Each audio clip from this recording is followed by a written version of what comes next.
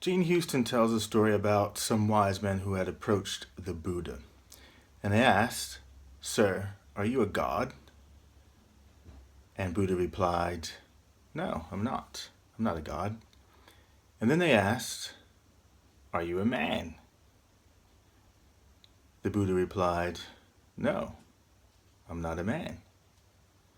So the wise man asked, "Then what are you?" And the Buddha said, "I am awake." To be awake is to be alive. To be awake means making your actions conscious and intentional instead of making them automatic and habitual. So what are your habits of acting, thinking, dreaming, and seeing the world? They say that we spend the majority of our waking moments in a mild trance. So think about that. Think about all the things that you do just out of habit, from even getting dressed in the morning, when do you put your trousers on the same way, like put your left leg to the left hoop all the time, or put your shirt on before your trousers, any little habit like that. And you probably don't even think about that anymore. And probably the classic example is when you are driving to work, on your commute to work. You take the same roads to work each time, and you can probably, and I know I'm just as guilty of this as anybody else, mostly I'm just driving on automatic pilot, and I can sometimes start headed to my normal destination that I go to, and I'm actually not even paying attention. And before I know it, I've arrived, and I think, well, how the heck did I get here? How did I get here that quickly? Because I can be so engrossed in what I'm thinking about, lost it in my head. So we spend the majority, 90% of our time in this mild trance. But what we have to do is wake up from that. Wake up. So the problem with these habits, these habitual ways of thinking, seeing, being, and dreaming, is that they limit you. They can limit you. And they're what's known in the trade as power leaks. So it's keeping you from perhaps reaching and being your full self, your fullest potential. They interfere with that, the more power that you're leaking out. So to regain that power, you need to bring your habitual processes into a conscious frame. Now, I was going to say to just challenge the habit just to see if the habit still serves you. But I think the thing with that is that some of the habits are very comfortable because you don't have to think about them. You're just doing your thing. So the challenge that I would say would be to examine the habit, bring that habit into consciousness, and then change it. Even if it's going to be for a week or a day or whatever, but just challenge it. Do something, do that process different than you would normally do it. And I see this a lot, and this is probably where it's most detrimental. You know what? I never realized how windy the UK is until I start making these vlogs. I'm gonna have to go seek some shelter again. I love it. So what this is most detrimental to you is that you hear people and they say, well, that's how I am. I've always been this way. That's just who I am.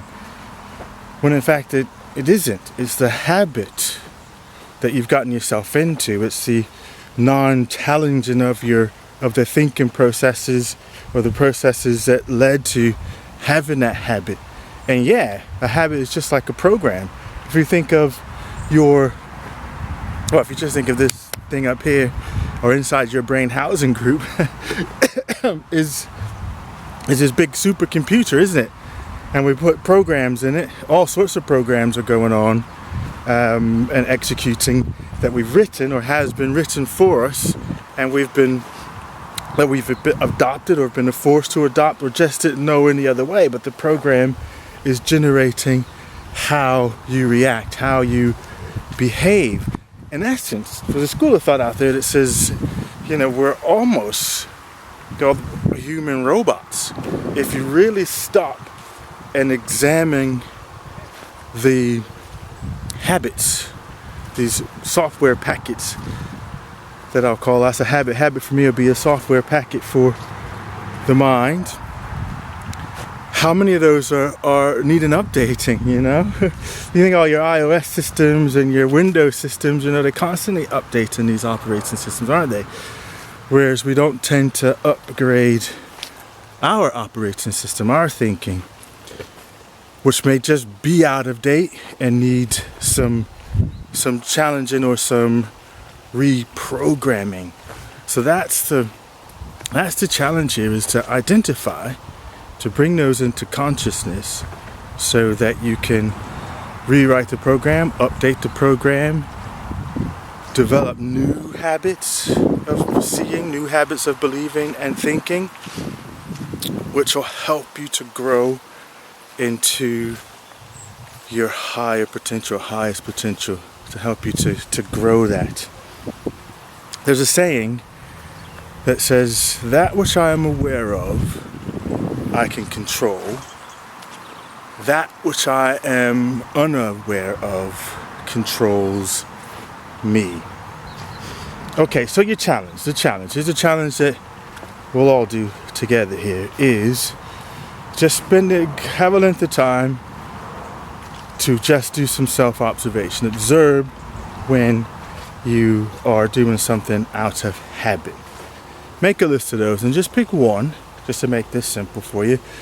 Pick one and then change that habit. Do something maybe completely opposite, something completely different that accomplishes the same end goal, but you do it completely in a way that you would have never ever imagined yourself doing it in that way. So that's the challenge. Do it, accept it, have fun with it, and see where it gets you. Really identify the habits that you have, these power leaks that are sapping the power that you have. Upgrade your software. I used to call it my 286 computer. This little brain housing group I got up there. I need some new software. Anyway, have a fantastic rest of the day, evening, doing whatever it is that you do. And until the next vlog. Last thing, don't be a zombie or a robot. I was just thinking about this. So zombie, I would say, is this, you know, be mindlessly just going through your day. Whereas a robot may appear very smart and intelligent. Think of AI, but in fact it's just executing programs. Okay, be a consciously live.